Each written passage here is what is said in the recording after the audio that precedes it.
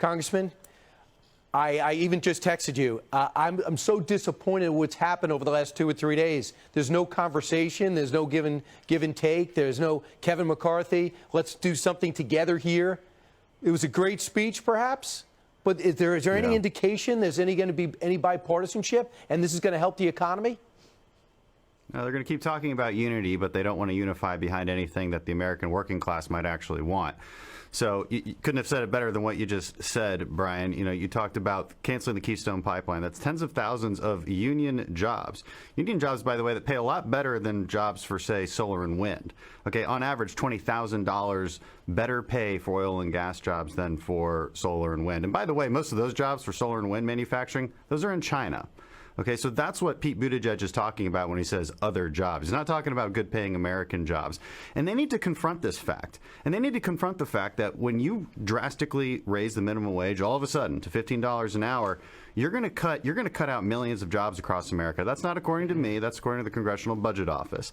I've got small businesses in my district begging me to do something about this. You can't let them do this, they say. We will immediately lose our business. We're already hanging on by a thread.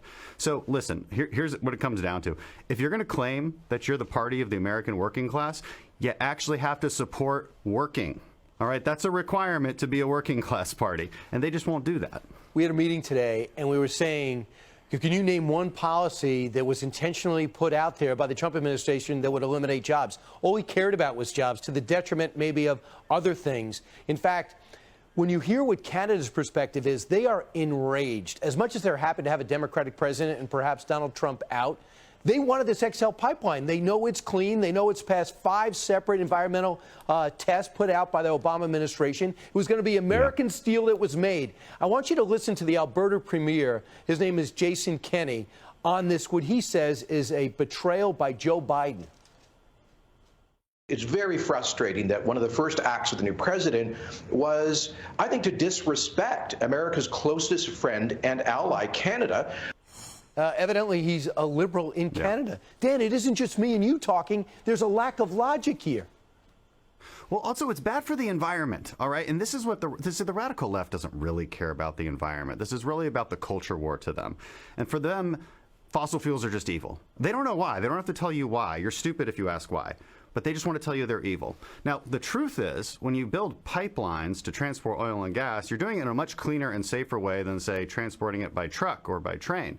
You're also helping North American energy independence, which is what our Canadian friends are alluding to. Because if we're not producing it, and if we're not exporting cleaner produced oil and cleaner produced natural gas to the rest of the world, you know who is? Russia, Venezuela, Iran, Saudi Arabia, and they all do it dirtier than we do. So because of Joe Biden's policies, you're actually going to see an increase in global emissions. Okay, you're going to see an increase in manufacturing over in China. The Chinese love this stuff because they love selling us their solar panels and their solar and their wind turbines back here so that we clear our land, build a bunch of transmission lines, and screw up our energy independence.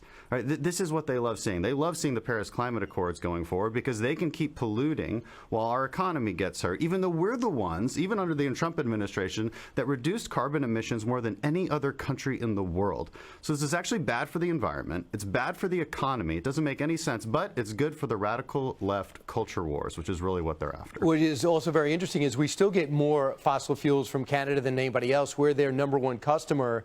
And if you want to reestablish relations with our neighbor, Joe Biden's first call is to Justin Trudeau. And I ask you, Dan, just logically, if Canada means that much to Joe Biden, where your first international call is to Justin Trudeau, why does this make sense? Can you clue me in Washington, who is Joe Biden answering to? Well, I think we just did answer that. It's to the radical left. It's the culture warriors. It's the postmodernist progressives. Okay, again, they want you to believe certain things about America, all right? They want you to believe it's evil. They want you to believe that you should sacrifice, but the Chinese don't have to. Gotcha. They want you to believe that your jobs should be sacrificed for other jobs that they prefer, even though they pay less and they're not good jobs. Okay, they want you to believe that the 1776 Commission should be abolished because it teaches you that America is too good.